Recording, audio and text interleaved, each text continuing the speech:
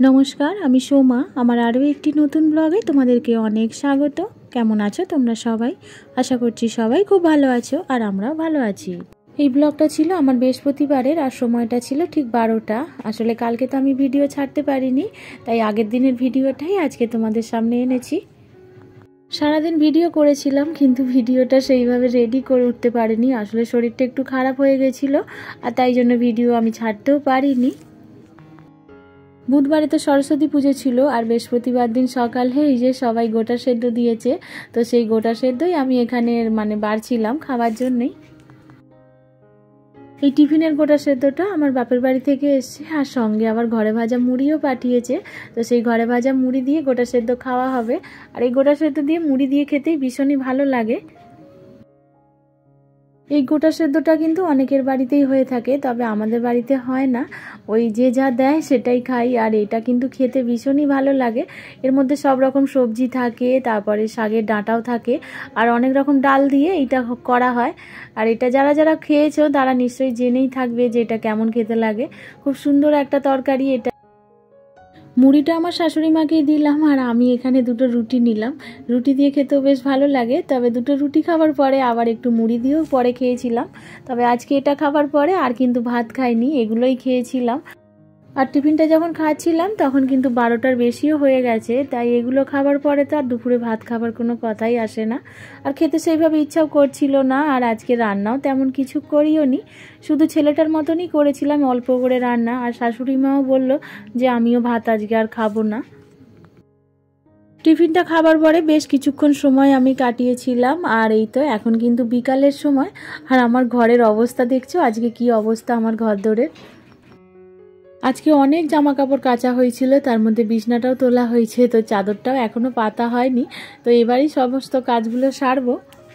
আর আগের দিন যেহেতু সরস্বতী পুজো ছিল, তো ছেলে মেয়েরা তো সব জামা কাপড় পরেছে দুবার তিনবার পাল্টে পাল্টে। তো সেই সব জামা কাপড়ে ছিল, সেগুলো কাচা ধোয়া হয়েছে। তারপরে ঘরেরও আরও কিছু জামা কাপড় ছিল। এই রকমই সব কাচতে কাচতে আজকে অনেক জামা কাপড় কাচা হয়েছে। এই এত জামা কাপড় কাচতে গিয়ে অনেক বেলা হয়ে গেছিলো। তখন তো তোমাদেরকে বললাম যে টিফিনটা খেয়েছি 12:30টার পরে, তাই আর দুপুরে খাবারও খাইনি। আর টিফিনটা খাবার পরে শরীরটা একটু বেশ খারাপও লাগছিল, আর তাই একটু শুয়ে পড়েছিলাম। তো ভাবলাম বিকাল থেকেই কাজগুলোকে আবার সারবো। আর এই তো এখন বিকাল থেকেই এই কাজগুলোই করে নিচ্ছি। তবে আজকে যেমন দুপুরে রান্নার ছুটি পেয়েছি, আজকে কিন্তু রাত্রিরেও রান্নার ছুটি আছে। আজকে আমাদের বাড়ির সামনে একটা সরস্বতী পুজো হয়েছিল, তো সেখানেই খাওয়াবে। নিমন্ত্রণ করেছে সবাইকে যে সেখানেই সবাই আজকে খাওয়া দাওয়া হবে। তো রাত্রিরে সেখানেই খেতে যাব, তাই রাত্রিরের রান্নাটাও আজকে ছুটি। যেদিনকে রান্না থেকে ছুটিটা পাওয়া যায় সেদিনকে ভীষণই ভালো লাগে, তাই না? মনে হয় যেন আজকে অনেক বড়ই একটা কাজ করতে হলো না। সংসারের কাজগুলোর মধ্যে রান্নাটা যেন মনে হয় সব থেকে বড় একটা কাজ। এটা কিন্তু সব মেয়েরই একটু আধটু মনে হয় কম বেশি। রান্না থেকে ছুটি পেলে কিন্তু সবাইরই খুব ভালো লাগে। আর আজকে এত কাজ ছিল বলে আজকে আমি যে বাইরের কাজটাও করি, তো সেই কাজটাও আজকে আর নিইনি। তো সেটা কাল থেকেই আবার শুরু হবে। আর আগের দিন সরস্বতী পুজো তো ছিল, তাই জন্যে দুদিন ছুটি নিয়েছিলাম ওই কাজটা থেকে। আর এই তো বিছানাটা গুছিয়ে নিয়ে এবার এই যে এত জামা কাপড়ও সব গোছাতে হবে। আর এই জামা কাপড়গুলো গোছাতে আমার কাছে অনেক সময় লেগেছিল, প্রায় 1 ঘন্টার ওপরে।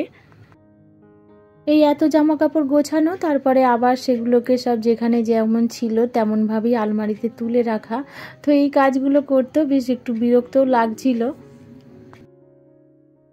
সব জামা কাপড় পরার সময় তো মন খুলেই পরে নেয়, আর এই যে কাচা ধোয়া, তাকে গোছানো, আবার তাকে ঠিকঠাক জায়গায় গুছিয়ে রাখা, এগুলো কিন্তু অনেক বড় একটা কাজ।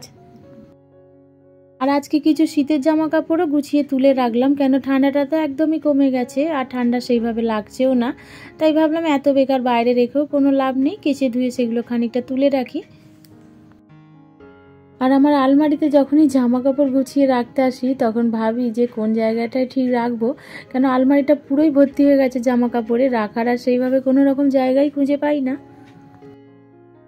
আর এমনিতেও চারিদিকে জামা কাপড় এত হয়ে গেছে যে সব দিকেই যেদিকে তাকাবে সেদিকেই জামা কাপড়ই চোখে পড়বে। এই যে এদিকে পাখার ওপরেও আবার কিছু জামা কাপড় জমে রয়েছে। আর আজকে সন্ধ্যেটা শুধু জামা কাপড়ই গোছানো হয়েছে, চারিদিকে যত জামা কাপড় ছিল সবই প্রায় গুছিয়ে ফেলেছিলাম। তো যাই হোক, জামা কাপড়গুলো গোছানোর পরে তবে সবটা তোমাদের সঙ্গে আর শেয়ার করিনি, কেন বারে বারে আর কত জামা কাপড় তোমাদেরকে দেখাবো। তো জামা কাপড় সব গুছিয়ে নিয়ে আর একটু টিফিন খাবারই এখন তোড়জোড় চলছে। তো দুটো পাঁপড় ভাজলাম আর একটু এদিকে চা বসিয়ে দিয়েছি। তো একটু মুড়ি মাখা হবে, মুড়ি দিয়ে আর চা দিয়েই একটু খাওয়া হবে।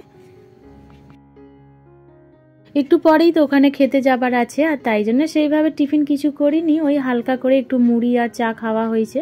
চাটা যেহেতু শাশুড়ি মা খায় তো ওনার জন্য করলাম, আর তার মধ্যে আমিও একটু ভাবলাম তাহলে একটু চা খাওয়া যাক। বেশ চা দিয়ে মুড়ি খেতে ভাল লাগে, শুধু মুড়িটা খেতে ঠিক যেন ইচ্ছাও করে না, একটু বেশ তার সঙ্গে চা হলে তবু মুড়িটা খেতে বেশ ভালো লাগে।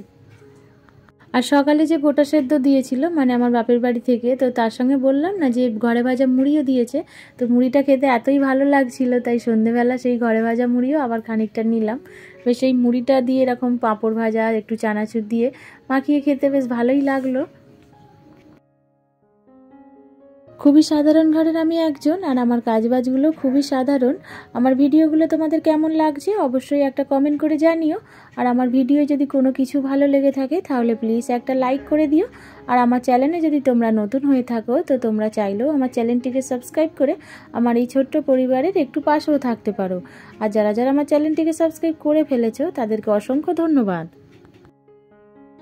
তো এই সময়টা বসে বসে চা মুড়ি খাচ্ছিলাম, আর হঠাৎ করে দেখি আমার মেয়েকে এইভাবে সেজে আসতে।